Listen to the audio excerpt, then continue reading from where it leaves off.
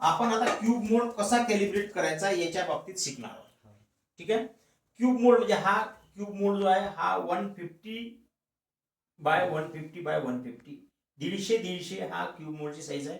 याच्यामध्ये 70.6 50 mm बार mould beam mould हे सगळे मोल्ड येतात. पण आपण फॉर एक्झाम्पल म्हणून 150 चा क्यूब मोल्ड घेतलेला आहे. हा कसा कॅलिब्रेट करायचा याच्यासाठी आपण जे मास्टर वापरून राहिलो हे आहे 2D height gauge. 2D height गेजनी क्यूब मोल्ड कसा कॅलिब्रेट करायचा, कारण क्यूब मोल्ड जो आहे याला टॉलरन्स दिलेला आहे. याचा टॉलरन्स आहे 0.2 mm. आता 0.2 mm टॉलरन्स असल्याच्या नंतर हा टॉलरन्स मध्ये बसते की नाही बसत हे पाहण्यासाठी आपण हा 2D गेज वापरलेला आहे. आणि ह्या 2D हाईट गेजवर आपण कॅलिब्रेट करून दाखवतो. कॅलिब्रेट कसा करायचा ते पाहायचा. पहिले तर आपण क्यूब मोल्ड घेतला, याचा सरफेस पाहून घ्यायचा. पहिले याचा सरफेस कसा आहे, हे सरफेस प्लेट आहे, लुथरा कंपनीची सरफेस प्लेट वापरलेली आहे आपण. आणि हे सरफेस प्लेट आमची कॅलिब्रेटेड आहे. आता हे सरफेस प्लेट कॅलिब्रेटेड असल्यामुळे याची जी सरफेस आहे हा पहिले 2D हाईट गेज हा सरफेस घेऊन घेतो आणि ग्राउंड लेवल जे आहे हा डायरेक्ट इथं ह्या ग्राउंड लेवल घेऊन घेतो की याची ग्राउंड लेवल किती आहे. हा याला नॉब बसवलेला प्रॉप 2 mm चा प्रॉप आहे याचा.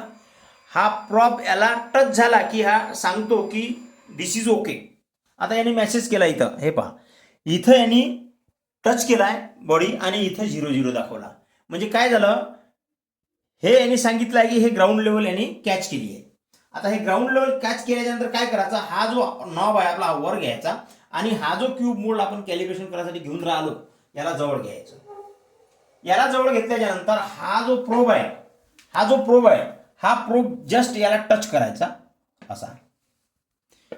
इथं याला टच केला, हा टच केला की वर पाहायचं व्यवस्थित टच आहे का असा. नंतर परत याला इथं आणून हे करायचं, परत पाहायचं. तर हा आपण सेट केलेला आहे आता या सरफेस प्लेटवर आणि 2D हाईट गेजला आपण चालू करू आता. तर आता चालू करण्यामध्ये कसं आहे हे पहा. पहिले रीडिंग काही असो याच्यावर जे काही येईल ते 0 ऑटोमॅटिक घेणार आहे.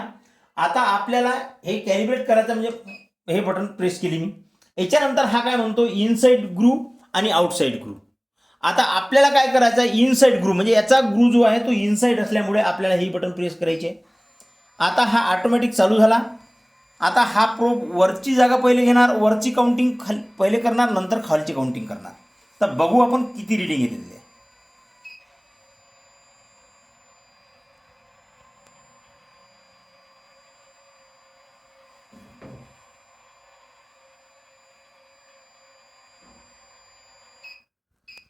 हे आपली रीडिंग आलेलं आहे. आता आलेलं जे रीडिंग आहे ते हे आहे क्यूबचं 150.1895.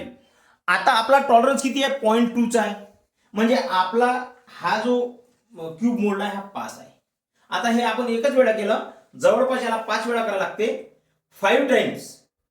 तर 5 टाइम्स आपण एक वेळा डेमो म्हणून आपण एकच वेळा चेक केलाय आणि तशा हिशोबाने कॅलिब्रेशन झालं पाहिजे. आणि हा गेज हा जो क्यूब आहे हा 5 आहे हे आपण ओके करू आणि अशा टाईप कॅलिब्रेशन करावं लागते आपल्याला. आणि हा जो क्यूब मोल्ड आहे हा ISI मार्कचा आहे त्याच्यामुळे परफेक्ट आला. कोणकोणते क्यूब मोल्ड परफेक्ट येत नाही ते विदाऊट IS मार्क असलेले रॉंग होतात. Okay done.